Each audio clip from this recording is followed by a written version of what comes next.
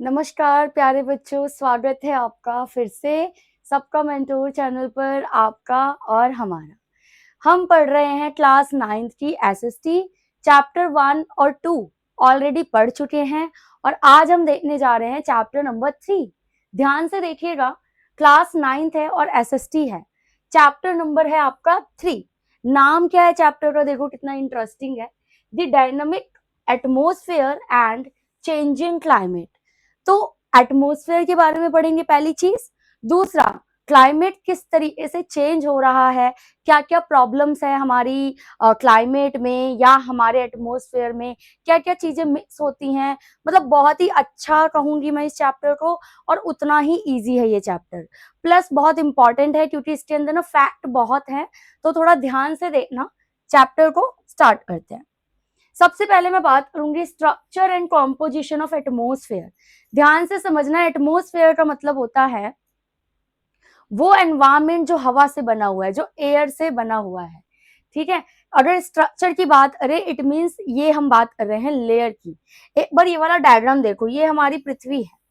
सबसे पहला जो लेयर आता है वो है ट्रोपोस्फेयर। क्या है? ट्रोपोस्फेयर।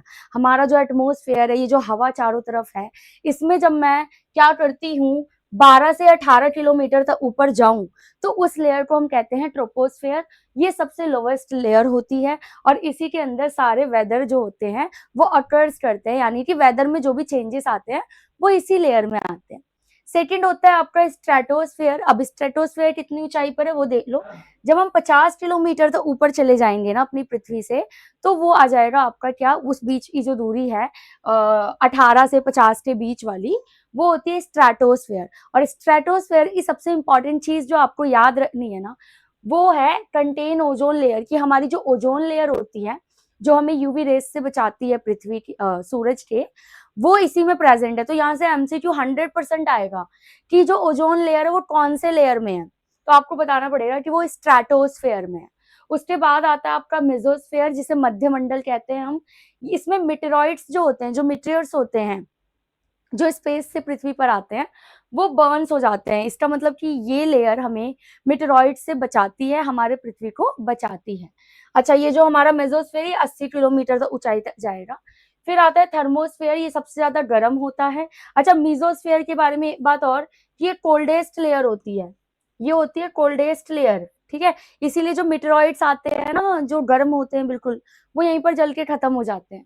फिर आता है थर्मोस्फेयर, जो बहुत ही हॉट है और यहाँ पर सैटेलाइट्स मूव करते हैं। क्या करते हैं? सैटेलाइट्स मूव करते हैं। ये 700 किलोमीटर तक ऊपर होता है। फिर आता है आपका एक्सोस्फेयर, यानी कि बहिर्मंडल, और ये आउटर मोस्ट लेयर होती है हमारे एटमॉस्फेयर की। समझ आ गया? पृथ्वी के ऊपर जैसे जैसे लेयर्स बढ़ रही हैं, यही क्या कर रही हैं, हमारे एटमॉस्फेयर को बना रही हैं। अब हम देखेंगे कॉम्पोजिशन क्या है। ये जो हमारा एटमॉस्फेयर है, इसमें कौन कौन सी चीजें और किस मात्रा में मिक्स है। तो भैया हमारी जो एयर है, जो हमारा एटमॉस्फेयर है, उसमें 78% तो नाइट्रोजन है। क्या है? नाइट्रोजन। 21% ऑक्सीजन। अगर कॉम्पोजिशन पूछे तो आपको यही लिखना है कि कौन सी गैस कितनी मात्रा में है। अदर गैसेज जैसे CO2, आर्गन एक्सेट्रा, बाकी की परसेंटेज इनकी है। So in simple, atmosphere is a layer of gases, कि जो एटमॉस्फेयर है वो हमारे गैसेस की लेयर होती है, जो कि अराउंड द अर्थ, हमारे अराउंड के चारों तरफ, मतलब पृथ्वी के चारों तरफ होती है। तो ये चीज समझ आ गई आपको, आप इसका स्क्रीनशॉट ले लो एक बार, फिर हम आगे बढ़ते हैं। देखो, नेक्स्ट आएगा element of the weather and climate. Elements of weather and climate का मतलब होगा यहाँ पे थर्ड ही है ना, हाँ ठीक है। देखो, सबसे पहली चीज तो वेदर क्या है और क्लाइमेट क्या है, ये मैं आपको समझाऊंगी, और उसके बाद समझना कि कौन कौन से चीजें हैं या फैक्टर हैं जो किसी के वेदर या क्लाइमेट को इफेक्ट करेंगे। सो एलिमेंट में आएगा temperature, humidity, air pressure, wind और रेनफॉल। ये 4-5 ऐसी चीजें हैं जो कहीं की भी मौसम को या जलवायु को प्रभावित करते हैं। अब इन दोनों में डिफरेंस क्या है भाई, वेदर क्या है, क्लाइमेट क्या है, ध्यान से समझो, बहुत जरूरी है, ये पक्का पेपर में आएगा। वेदर होता है शॉर्ट टर्म, थोड़े समय के लिए, जैसे कि अभी बारिश का मौसम हो गया, गर्मी का मौसम हो गया, मौसम यानी वेदर। क्लाइमेट मतलब जलवायु, जलवायु लंबे टाइम के लिए। अगर मैं कहूँ कि अभी दिल्ली में वेदर कैसा है, तो आप कहोगे गर्म है। लेकिन अगर मैं बोलूं कि हमारे दिल्ली का वैसे जलवायु क्या है, ओवरऑल जो मौसम होता है उसे हम कहते हैं जलवायु। मतलब ज्यादातर टाइम तक क्या है, कैसा मौसम रहता है, तो भी आप कहोगे शुष्क है। चलो अब एक बात कर लेती हूँ, मान लो जम्मू कश्मीर की। मैं बोलूं कि जम्मू कश्मीर में वेदर कैसा है, मान लो बारिश हो रही है, तो मैं कहूंगी बारिश का मौसम है, या वेदर जो है ना वो बारिश वाला है। लेकिन अगर मैं कहूँ कि जम्मू कश्मीर का क्लाइमेट कैसा है, तो आप कहोगे कोल्ड, क्योंकि वो हमेशा ठंडा रहता है। तो वेदर जो है वो शॉर्ट टर्म कंडीशन होती है जो डेली चेंज भी हो जाती है। क्लाइमेट जो होता है वो लॉन्ग टर्म पैटर्न होता है, और ये सालों साल बना रहते हैं। इन सिंपल वर्ड कि वेदर जो है वो चेंज हो सकता है daily, but climate stage for a long time. But जो क्लाइमेट है वो लंबे टाइम तक सेम बना रहता है। अब ये जो क्लाइमेट या वेदर है, इसको प्रभावित कौन कौन से फैक्टर करते हैं, एलिमेंट्स करते हैं। टेम्परेचर, कि टेम्परेचर कम है या ज्यादा, ह्यूमिडिटी, हवा में कितनी मात्रा में पानी है, एयर का प्रेशर कितना है, हवा कैसी चल रही है, और रेनफॉल कैसा है। ये किसी भी जगह के वेदर या क्लाइमेट का क्या होता है, एक तरीके से आपका ये एलिमेंट्स होता है। ठीक है, चलो नेक्स्ट है seasons of India. Very very important, यहाँ से क्वेश्चन आएगा। सीजन ऑफ इंडिया की अगर मैं बात करूँ तो इंडिया हैज मेनली 4 सीजन, आपने पढ़ा भी होगा। नंबर 1 इज समर, जो कि मार्च टू जून रहता है, ये हॉट एंड ड्राई होता है। फिर आता है मॉनसून या रेनी सीजन, जो जून से सितंबर तक होता है, इसमें हैवी रेनफॉल देखने के लिए मिलता है। फिर आता है रिट्रीटिंग मॉनसून, यानी लौटता हुआ मानसून, जो कि अक्टूबर नवंबर में बारिश होती है ना थोड़ी सी, उसको कहते हैं। इसमें डिक्रीजिंग रेन होती है, मतलब जाती हुई बारिश है, जाते जाते थोड़ी बहुत हो जाती है। फिर आता है विंटर, जो दिसंबर से फरवरी तक रहता है। इस ये कोल्ड एंड ड्राई होता है, ये आपको पता होना चाहिए। In simple word, India's climate changes with season mainly due to the monsoon wind. तो हमारे इंडिया का जो एक तरीके से क्लाइमेट है वो मॉनसूनी है। कैसा है, मॉनसून वाला है। तो मॉनसून बहुत ज्यादा इफेक्ट करता है इंडिया के क्लाइमेट को या फिर वेदर को, ये चीज ध्यान रखना। चारों पिक्चर दी हुई है, समर, ऑटम, विंटर और स्प्रिंग। नेक्स्ट देखो आगे, मॉनसून इन इंडिया की बात करें, वेरी वेरी इंपॉर्टेंट। मॉनसून को पढ़ना बहुत जरूरी है जब हम इंडिया के क्लाइमेट को पढ़ते हैं। क्यों? क्योंकि इंडिया का क्लाइमेट कैसा है, मॉनसून वाला है। ये भी क्वेश्चन पेपर में आ सकता है एमसीक्यू में। मॉनसून का मतलब होता है seasonal wind that bring rain. ऐसी हवा जो अपने साथ बारिश लेकर आए, उसे हम कहते हैं मॉनसून। ठीक है, जैसे साउथ वेस्ट मानसून जून से सितंबर में होगा, brings most rainfall, comes from ocean to land. अब नॉर्थ ईस्ट मानसून की बात करूं तो ये अक्टूबर नवंबर में होता है, ये रेन लेकर आता है तमिलनाडु में। ठीक है, ये चीज आपको ध्यान रखनी है। फिर आए सिंपल वर्ड में, तो monsoon is the main source of rainfall in India. India में बारिश का सबसे बड़ा सोर्स या पानी का सबसे बड़ा सोर्स जो है ना, वो मानसून ही है। ये चीज आपको ध्यान में रखनी है, मानसून हमारे लिए बहुत जरूरी है। आगे देखते हैं, क्लाइमेट चेंज बहुत बड़ा इशू है आज के टाइम पे, कि अगर जम्मू कश्मीर का क्लाइमेट ठंडा है तो ठंडा ही रहना चाहिए ना भाई, एक बैलेंस रहना चाहिए। हमारे इंडिया का क्लाइमेट, या मैं कहूँ पूरे वर्ल्ड का जो क्लाइमेट है, वो बैलेंस होना चाहिए। ना बहुत ज्यादा ठंडा और ना ही बहुत ज्यादा गर्म होना चाहिए। बट हम देख रहे हैं धीरे धीरे कि क्लाइमेट जो है ना वो चेंज हो रहा है। क्यों? लॉन्ग टर्म चेंजेस आ रहे हैं इसके पैटर्न्स में। किसकी वजह से? पॉल्यूशन, डिफॉरेस्टेशन और ग्रीन हाउस गैसेज जो कि हम कर रहे हैं। ज्यादा मात्रा में एयर पोल्यूशन हो रहा है, गाड़ियां चला रहे हैं हम, गर्मी बढ़ रही है। किस वजह से? ग्लोबल वार्मिंग की वजह से। और ये सब हो क्यों रहा है? Because of the human being, because of us. इसके इफेक्ट क्या होंगे? राइजिंग टेम्परेचर, टेम्परेचर बढ़ेगा, ग्लेशियर पिघल रहे हैं और समुद्र में पानी बढ़ेगा, हमारे जो आइलैंड्स है वो डूब जाएंगे। एक्सट्रीम वेदर, बहुत ही गर्म मौसम का सामना हमें करना पड़ेगा। So in simple word, human activities जैसे कि चेंजिंग अर्थ क्लाइमेट, हमारी एक्टिविटीज की वजह से जो अर्थ है उसका बैलेंस, जो क्लाइमेट है ना, वो चेंज हो रहा है धीरे धीरे। आई बात समझ में?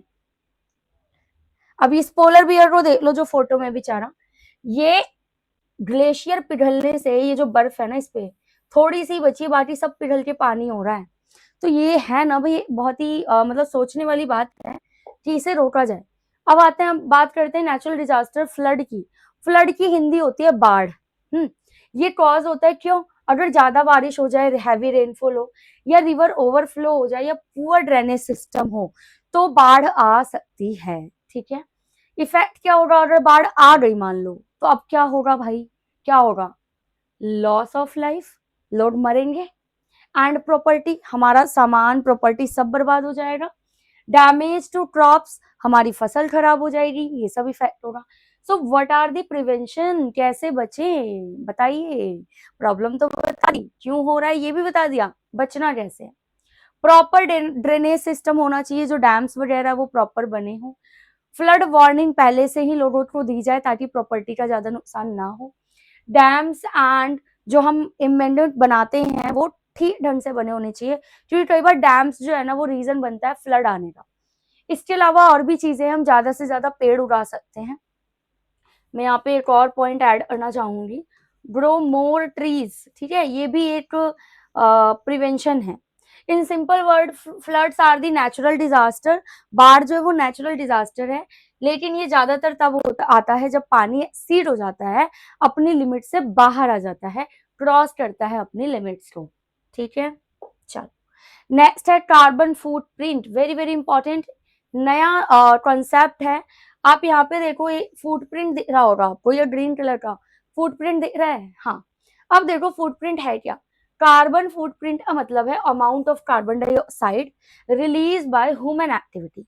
इस एटमॉस्फेयर में भगवान जी ने, नेचर ने ऑलरेडी कार्बन डाइऑक्साइड दिया है, लेकिन हमारी एक्टिविटीज से जो कार्बन डाइऑक्साइड बढ़ रहा है उसे हम कहते हैं कार्बन फुटप्रिंट, यानी हमारी वजह से बढ़ रहा है वो। सोर्सेज क्या है, कैसे बढ़ रहा है, व्हीकल्स, फैक्ट्रीज, इलेक्ट्रिसिटी का यूज जो हम कर रहे हैं वो। अब हम इसको वे टू रिड्यूस, कम कैसे करें। सो यूज पब्लिक ट्रांसपोर्ट, हमें पब्लिक ट्रांसपोर्ट यूज करना चाहिए। मान लो बस सरकारी बस जा ही रही है, तो मैं क्यों अपनी गाड़ी निकालूं, क्यों ना मैं उसी बस में ट्रैवल कर लूं। अब अगर मैं अपनी गाड़ी निकालूंगी तो उसका धुआं अलग आएगा, वहां से कार्बन डाइऑक्साइड अलग से आएगा। सेव इलेक्ट्रिसिटी, इलेक्ट्रिसिटी बचाना है। Plant trees, reduce waste, waste कम करो। In simple ways less carbon footprint, अगर हम कार्बन फुटप्रिंट को कम करेंगे तो बेटर इन्वायरमेंट बनेगा। ये लाइन आपको अगर ये क्वेश्चन आता है फुटप्रिंट वाला तो आंसर में लिखनी है। Now the very important part of the chapter, कि इस चैप्टर से क्वेश्चन आंसर क्या आएंगे मैडम। तो मैं आपको दो क्वेश्चन आंसर बताऊंगी और इन दोनों में से एक तो आपका आना ही आना है। सो क्वेश्चन पढ़ो एक बार। हाँ, what are the layers of the atmosphere, explain briefly. Atmosphere की जितनी भी लेयर्स है उसे ब्रीफली एक्सप्लेन करना है, तो वन बाय वन देख लो। नंबर 1 है ट्रोपोस्फेयर, सबसे लोएस्ट लेयर होती है, वेदर चेंजेस यहीं पर होता है।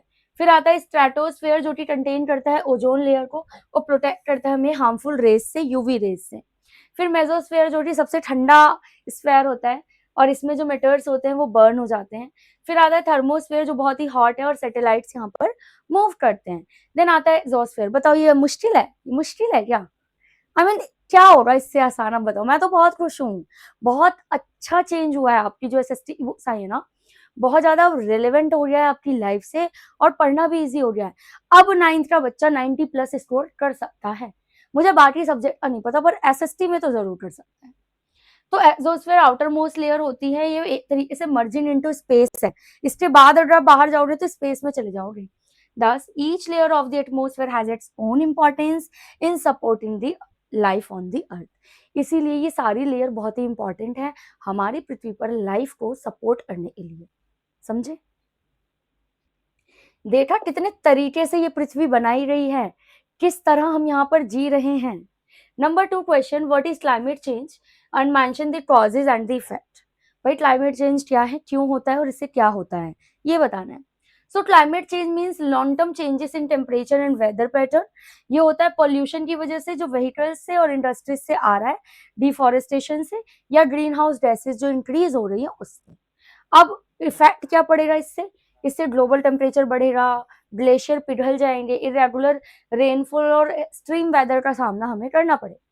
Therefore, climate change is a serious problem affecting the earth and human life. इसीलिए ये हमारे जीवन में बहुत ही ज्यादा बड़ा चैलेंज है, इसको सॉर्ट आउट करने की जरूरत है। तो कैसी लगी क्लास, कैसा लगा चैप्टर, कमेंट करके बताओ, लाइक करो, शेयर करो अपने दोस्तों के साथ और हमारे चैनल को सब्सक्राइब करो। नेक्स्ट चैप्टर भी बहुत जल्दी कराऊंगी, इसी तरह बड़े ही आराम से अच्छे तरीके से हम सारे चैप्टर्स मजेदार तरीके से करेंगे और पढ़ाई को बर्डन की तरह मत लो, बस इसको अपनी लाइफ से रिलेट करो और सीखते चलो। चलिए, अब जब तक के लिए बाय बाय, टाटा, मिलेंगे किसी और चैप्टर के साथ।